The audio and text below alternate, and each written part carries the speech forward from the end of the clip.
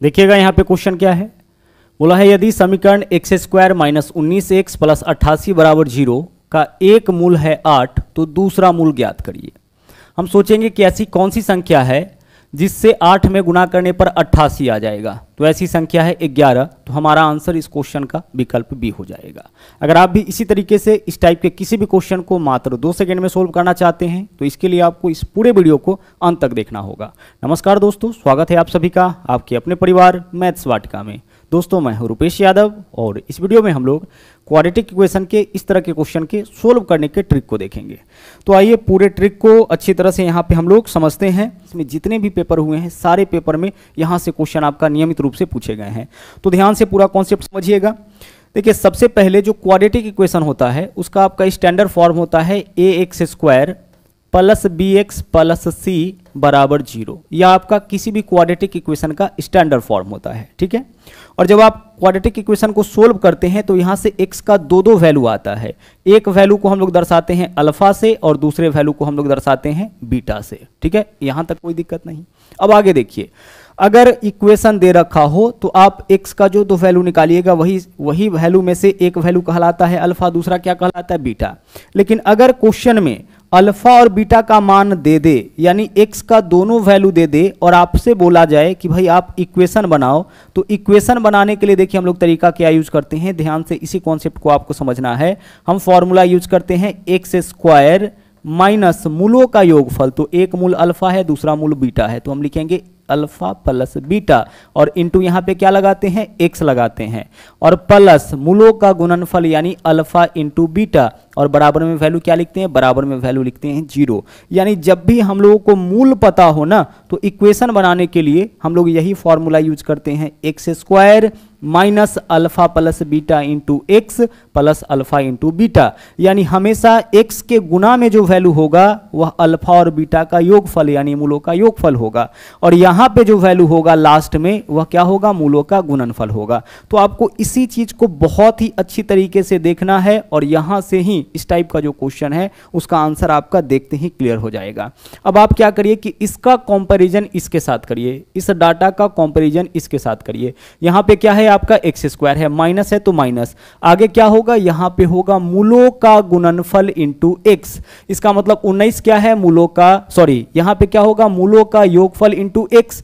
इसका मतलब 19 क्या होगा, मूलों का योगफल। तो अगर एक मूल 8 दे रखा है तो दूसरा मूल हमें क्या लेना पड़ेगा, 11। जब आप यहाँ 11 लीजिएगा तभी तो एक मूल 8 है, 8 प्लस 11 19, 19 इंटू x हो जाएगा।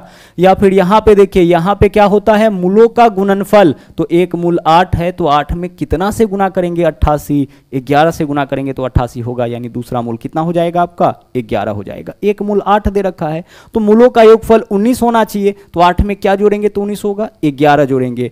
तो इसी मेथड का उपयोग करके हम लोग अपने क्वेश्चन का आंसर मात्र कुछ ही सेकंड में निकाल सकते हैं। आइए दूसरे क्वेश्चन पर इसको हम लोग ट्राई करते हैं। यहाँ पे इक्वेशन दे रखा है और दोनों मूल पूछा है, तो हमेशा देखिएगा यहाँ पे क्या होगा, मूलों का योगफल, और यहाँ पे क्या होगा, मूलों का गुणनफल।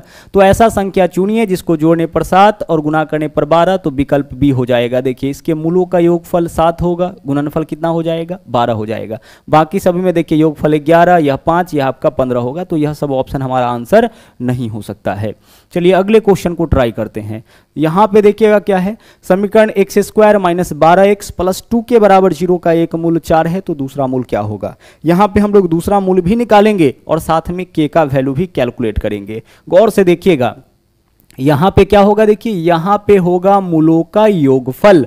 तो अगर एक मूल 4 है तो दूसरा मूल क्या हो जाएगा, दूसरा मूल तो आपका 8 होगा, तभी तो 8 प्लस 4 12 हो जाएगा, ठीक है। चलिए तो यहाँ से दूसरा मूल हम लोग कैलकुलेट कर लिए, यानी कि आंसर अपना निकाल लिए। अब हम लोग के का मान निकालते हैं, यह भी आपको कभी निकालने के लिए पूछा जा सकता है। हमेशा यहाँ पे क्या होगा, मूलों का गुणनफल, तो एक मूल 4 दिया हुआ था, दूसरा मूल 8 निकाले, यानी 2k के स्थान पर होना चाहिए था कितना, 32। तो 2k का वैल्यू 32 हो जाएगा।